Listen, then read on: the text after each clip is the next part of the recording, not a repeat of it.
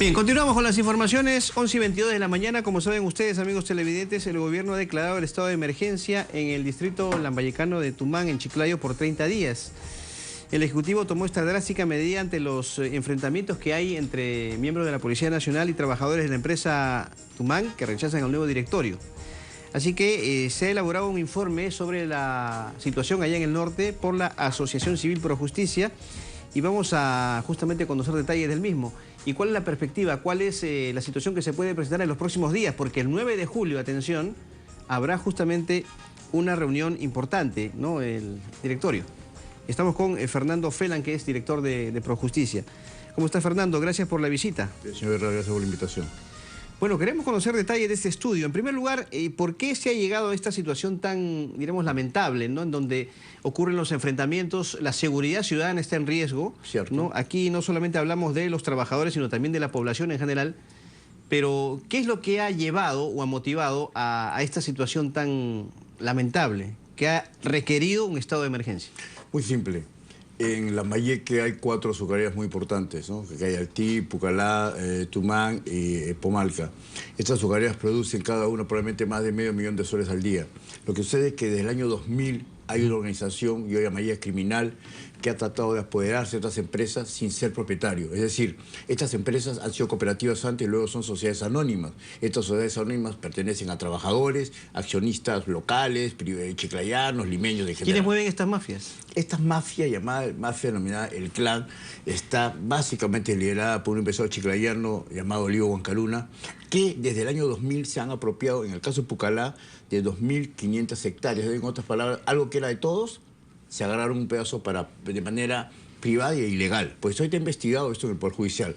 Pero después de eso, no solamente eso, en 11 años han habido más de 30 muertos. En Tumán, ¿qué sucede? Después que depredaron Pucallá 11 años, en Tumán han querido hacerlo los de 12 años en un año.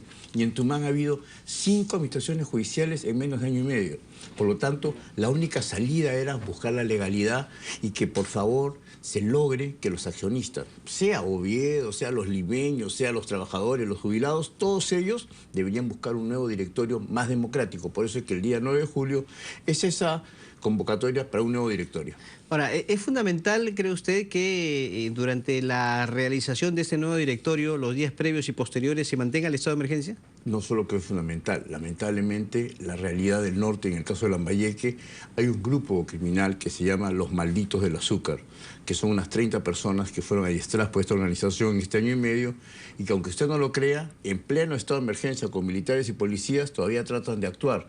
Eso obliga a que el estado de emergencia sirva no solamente para preservar la seguridad de 40.000 personas, que además es una población muy pobre. Es una población muy pobre que, como sabemos, tiene dificultades, etcétera, pero lo que más perjudica es el miedo.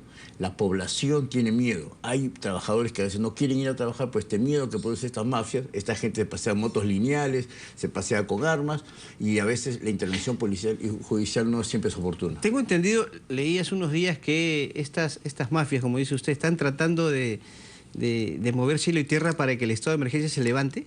Soy realista. Aquí hay intereses. Estas mafias tienen contactos en Lima, en el más alto nivel, hay que ser prudente al decirlo, quizás a nivel de Fiscalía Suprema o a nivel de Corte Suprema, y tratan de presionar para que no haya el estado de emergencia, porque ¿qué ocurre? Si se levanta el estado de emergencia, señor Villarreal, ingresan 4, 5, 10 buses de delincuentes o de personas que son contratadas. Les pagan 200 soles el día por ir a atacar a los policías y a los trabajadores. La intención es ingresar, y cuando ingresan, ¿qué sucede? Ellos no son ni accionistas, ni tienen propiedad de ni un pedazo de nada. Son personas que ingresan básicamente ¿para qué, señor? Porque estas empresas de aquí a un año, un mes y medio, van a tener una gran cosecha de caña. Y como le vuelvo a decir, el azúcar es un bien muy rentable. Por lo tanto, eso debería beneficiar a la población, a los trabajadores y no a unas pequeñas mafias que se enquistan. Yo he visto en Lima gente, digamos, un brazo delictivo. He visto un brazo social, personas que dicen que son dirigentes sociales, que están contratados, y un brazo terriblemente judicial. Lamentablemente, Lambayeque es corrupto, y es una cosa que hemos llamado la atención. Al propio presidente de la Corte Suprema se lo hemos hecho saber. ¿Y tan fuerte es este poder, las mafias, que la policía no se da abasto? Yo, déjeme decirle con un ejemplo. Dejadez. Con un ejemplo.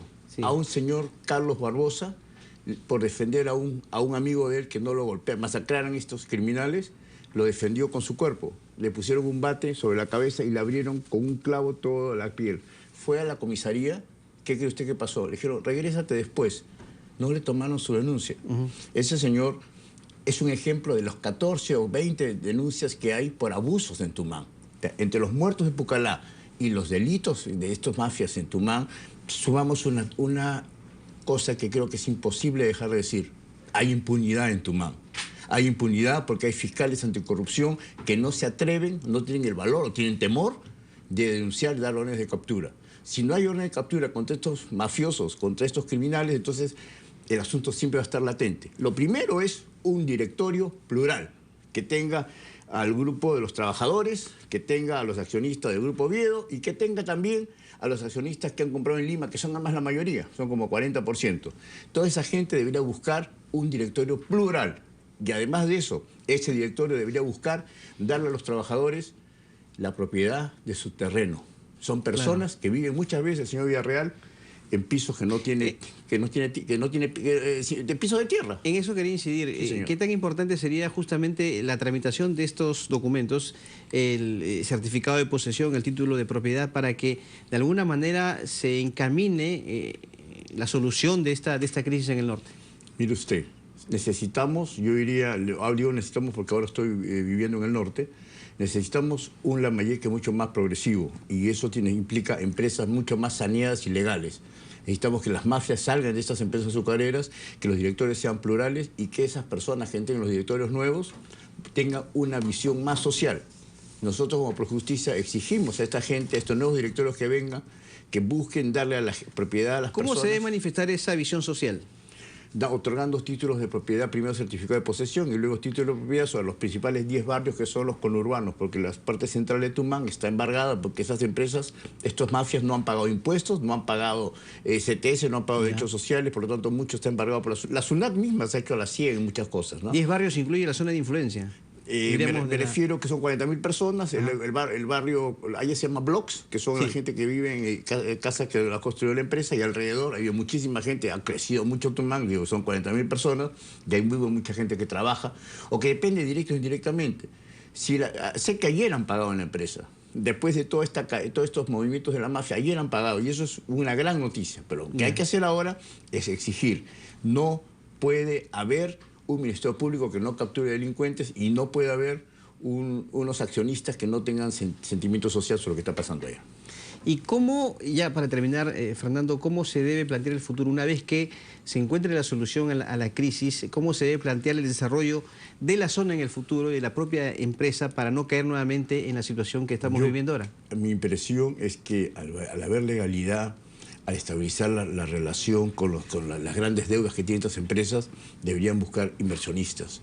Es decir, el trabajador, señor Villarreal, que tiene su acción, como todas las familias, no estoy en la casa de la abuela. Pero en este panorama de violencia, ¿quién se atreve a invertir? Le vuelvo a decir, yo estoy seguro que hoy, o sea, me refiero después del directorio, las acciones que van a ocurrir en el Ministerio Público para la captura de estos delincuentes y estas mafias que van a empezar a ser sancionadas, van a alejarlos del control de estas empresas y los directorios van a tener que tomar acciones de modernización, de inversión, que sí hay.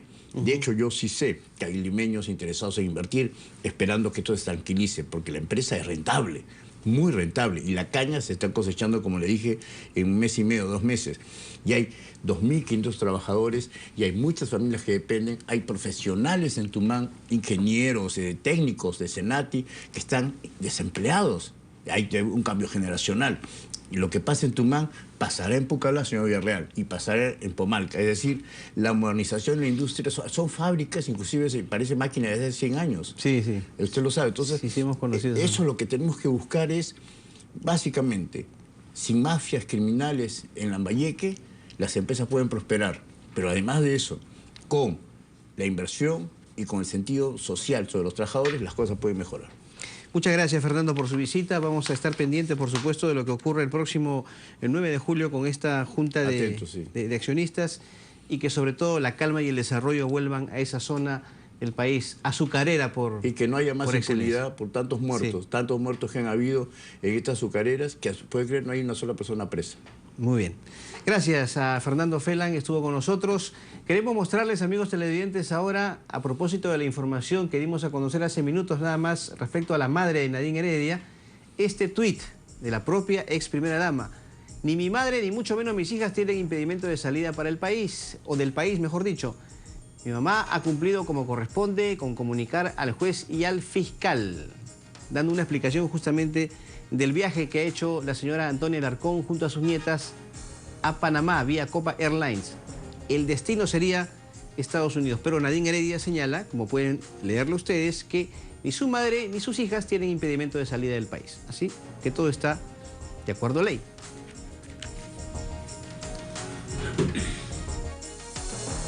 11:33, pausa y retornamos.